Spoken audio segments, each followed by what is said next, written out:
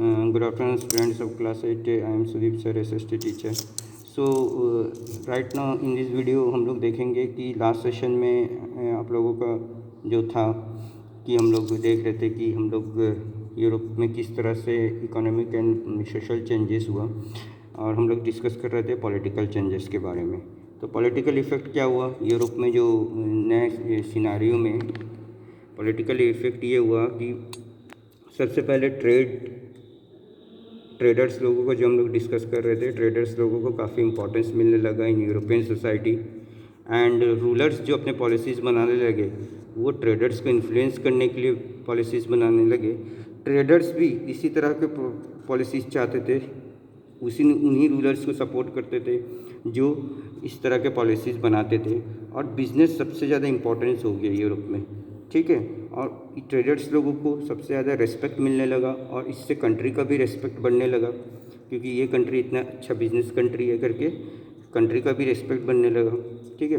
और फ्यूडलिज्म, जमींदारी सिस्टम का अंत हुआ यूरोप में, और एक नया तरह का सिस्टम चालू हुआ जिसको हम लोग क्या कहते हैं, मॉडर्न सोसाइटी। तो ये जो मॉडर्न सोसाइटी में ये इसमें दो तीन चीज़ें और हुए। एक तो लेबर क्लास बना, एक लार्ज नंबर ऑफ लोग लेबर क्लास से बिलोंग, नया क्लास बना जिसको हम लोग लेबर क्लास कहते हैं, ठीक है। और ये लेबर क्लास में लेबर सभी होते हैं, चाहे वो अमीर हो चाहे वो मिडिल क्लास हो।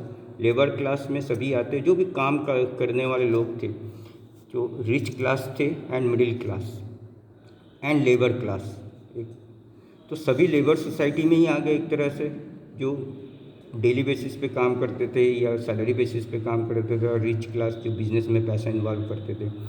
रिच क्लास क्या करते थे, ये फैक्ट्रीज बनाने चालू किए, जो आज हम लोग देखते हैं अमीर लोग फैक्ट्रीज और इंडस्ट्री स्थापित करते, और ये रॉ मटेरियल्स यूज़ करते हैं प्रोडक्शन करने के लिए। इनका मेन एम रहता है प्रॉफिट कमाना और गुड्स को बेचना, और इनका जो ये मेन कंट्रोल इन्हीं के हाथ में रहता है, और यही कंपनी का ओनरशिप चाहते हैं और सैलरी को ड्रॉ करते हैं। तो यही कंपनी को चलाते हैं और ओनरशिप इन्हीं के पास रहता है। और यहाँ इनके कंपनीज़ में क्या करते हैं, ये वर्कर्स रखते हैं, जो आज देखते हैं कंपनी में वर्कर हायर किया जाता है, और ये वर्कर एक सैलरी ड्रॉ करते हैं at the end of the month. तो ये जो नया सिस्टम है, इंडस्ट्रियल सिस्टम, ये इसी तरह बना, ठीक है। अब आ रहा है नेक्स्ट स्टेप कि ये जो नया, अब आता है प्रोडक्शन पे। प्रोडक्शन क्या होता है, नया तरह से प्रोडक्शन सिस्टम अपनाया गया, ठीक है, जिसके कारण प्रोडक्शन रैपिडली इंक्रीज हुआ। पहले प्रोडक्शन कैसे होता था, लोग घर में सामान बनाते थे, चाहे वो लोहार हो चाहे कुम्हार हो, घर में सामान बनाते थे। वो जो अमीर लोग हैं उनसे और फैमिली मेम्बर्स की हेल्प लेके सामान बनाते थे। ये रॉ मटेरियल्स ट्रेडर्स लोगों से इनको मिल जाता था, एसेंशियल रॉ मटेरियल्स यहाँ लिखा हुआ है, एसेंशियल रॉ मटेरियल्स इनको ट्रेडर्स लोगों से मिल जाता था। और ये लोग क्या करते थे, इन रॉ मटेरियल्स को फैक्ट्रीज़ में रॉ मटेरियल्स से घर में सामान बनाते थे अपने फैमिली मेम्बर्स के हेल्प के थ्रू, और ट्रेडर्स को सप्लाई करते थे। लेकिन ये सिस्टम में हमेशा एक कमी रहता था कि प्रोडक्शन काफ़ी स्लो होता था। प्रोडक्शन स्लो होने से क्या होता था, प्रोडक्शन बिकेम स्लो। तो ये जो सिस्टम है, इसके कारण डिमांड और सप्लाई में गैप हो जाता था, और डिमांड और सप्लाई में गैप होने से क्या होता था कि ये सिस्टम 18वीं सेंचुरी में बदल गया। अब एक नया सिस्टम आ गया जिसमें क्या हो गया, इंडस्ट्री लगने लगे, ठीक है, इंडस्ट्री लगने लगी और वहाँ पे प्रोडक्शन होने लगा। ओनर, एक कंपनी का एक ऑनर रहता था, वो सामान खरीदता था। जैसे कि आज हम लोग देखते हैं कंपनी का एक ऑनर रहता है, वो सामान खरीदता है और ये एम्प्लॉय को रखता है और प्रोडक्शन चालू रखता है, ठीक है। और ये नए नए मशीन्स कंपनी में लगाते थे और वहाँ से प्रोडक्शन होता था और उसको मार्केट में बेचते थे। ये जो नया सिस्टम है पुराने सिस्टम को रिप्लेस कर दिया। पहले सिस्टम क्या था, घर में सामान बनाओ और ट्रेडर को बेचो। अब सिस्टम क्या है, ट्रेडर रॉ मटेरियल देगा। अब नया सिस्टम में क्या है कि जो ओनर है कंपनी स्थापित करता है, वहाँ पे वो मशीन लगाता है, नए नए मशीन्स लगाते हैं और वो वहाँ पे एम्प्लॉय को हायर करता है। एम्प्लॉय सैलरी बेसिस पे काम करता है। जो आज का सिस्टम है, लार्ज स्केल प्रोडक्शन होता है मशीन्स के थ्रू, फास्ट प्रोडक्शन होता है और उसको फिर मार्केट में बेचा जाता है। और ये जो नया सिस्टम है, ठीक है, इसका मेन मोटिव रहता है प्रॉफिट, ठीक है। अब जो लोग घर में पहले काम करते थे वो अब फैक्ट्री में काम करने लगे, सैलरी मिलने लगा। और ये सिस्टम सबसे पहले इंग्लैंड में इंट्रोड्यूस्ड हुआ, जहाँ पे मशीन्स का यूज़ करके लार्ज स्केल प्रोडक्शन चालू हुआ। इसके बाद नए नए किस तरह के मशीन्स यूज़ करने लगे, जैसे कि स्पिनिंग व्हील्स, सुइंग मशीन है ना, सुइंग मशीन मतलब सिलाई की मशीन, इंजन जो कि स्टीम इंजन से चलते थे। इस तरह के नए मशीन्स इंट्रोड्यूस हुए। ये टेक्सटाइल मिल्स में इंट्रोड्यूस हुए, जैसे कि कॉटन बनाने में कॉटन मिल्स में ये इस तरह के मशीन्स लगे, जिसके कारण कॉटन का जो प्रोडक्शन है ये रैपिडली इंक्रीज़ हुआ।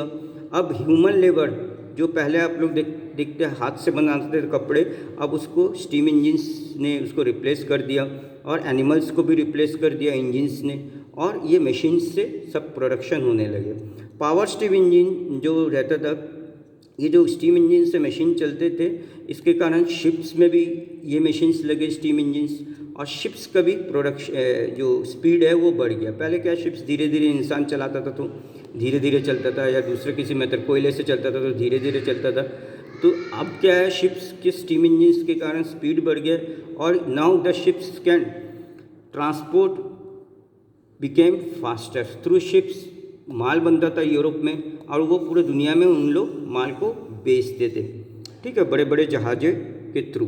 दैट इज़ द रीज़न, मैं आपको चैप्टर के शुरू में ही बोला था, इंग्लैंड का जो रॉयल नेवी था वो काफ़ी अच्छा था, और that is the reason for mainly England के सक्सेस और यूरोपियन कंट्रीज़ के सक्सेस के पीछे उनका शिप का बहुत अच्छा योगदान था।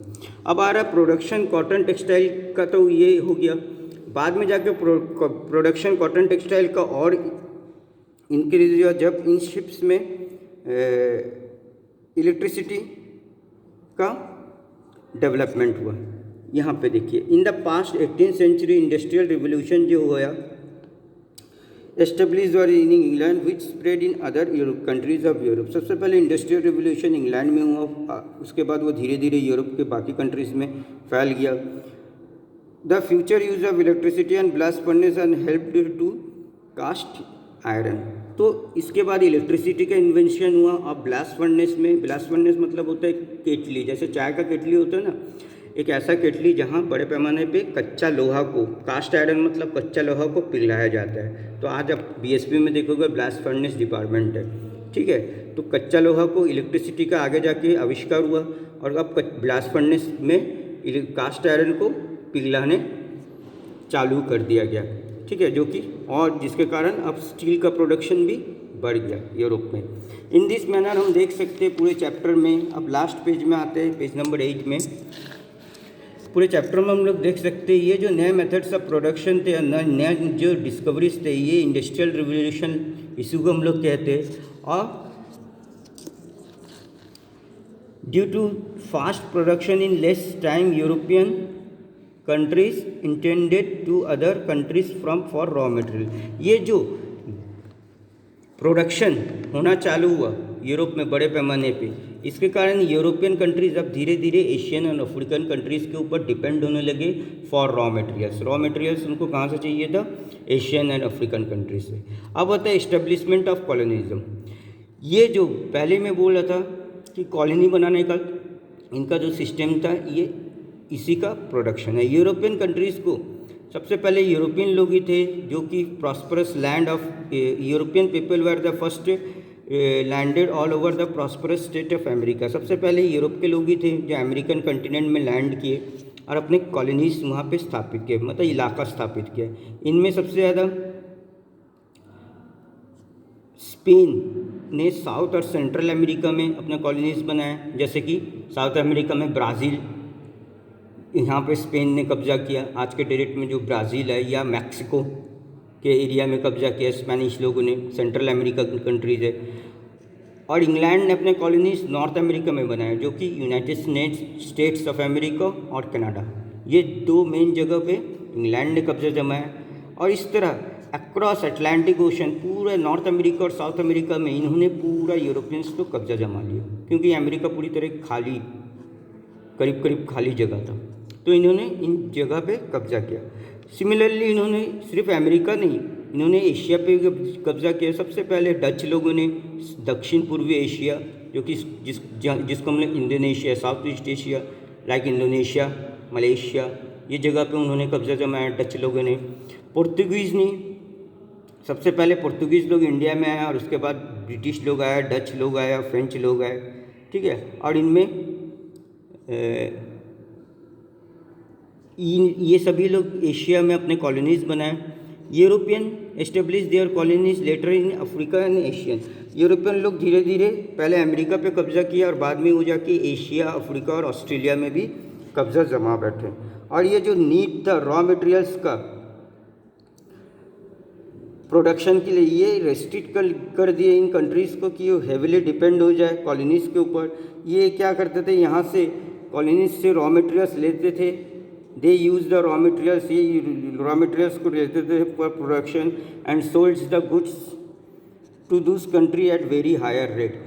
ये क्या करते थे, रॉ मटेरियल जैसे इंडिया जैसे कंट्री से रॉ मटेरियल्स लेके जाते थे और फिर इंडिया का सामान ही जैसे कपड़ा, कपास लेके जाते थे, उससे कॉटन बनाते थे और वापस इंडिया में ही बहुत ज़्यादा रेट पे बेचते थे या दुनिया को बेचते थे। तो इस तरह इनका प्रॉफिट का मार्जिन बढ़ने लगा। In this way they exploited the local people of this countries and gave them economic burden. तो इस तरह से यूरोपियन कंट्रीज़ क्या करते थे, लोकल पीपल लोगों को एक्सप्लॉयट करते थे। उनका काम धंधा बंद हो गया, पहले घर में बनाते थे, अब कच्चा माल वो ले जाके यूरोप में बना रहे, वहाँ से प्रोडक्शन करके यहाँ बेच दे रहे। तो ये एक्सप्लॉयट करते थे, एक्सप्लॉयट मतलब होता है शोषण करते थे और उनको इकोनॉमिक बर्डन बढ़ते जाता था। इसका रिजल्ट ये हुआ कि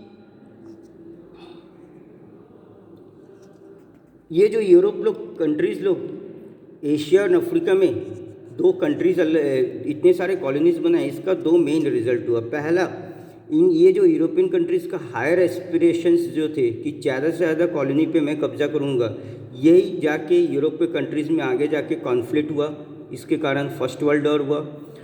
second, to remain themselves powerful, और अपने आप को पावरफुल रखने के लिए ये जो कंट्रीज़ थे यूरोपियन कंट्रीज़, इन्होंने क्या किया कि इन्होंने कॉमन जो लोकलाइट पीपल है जैसे इंडिया या अफ्रीका के देशों में जहाँ पे कब्जा किया, वहाँ पे लोगों को अनएजुकेटेड और बैकवर्ड रखा, सो दैट द कॉलोनिकल कंट्रीज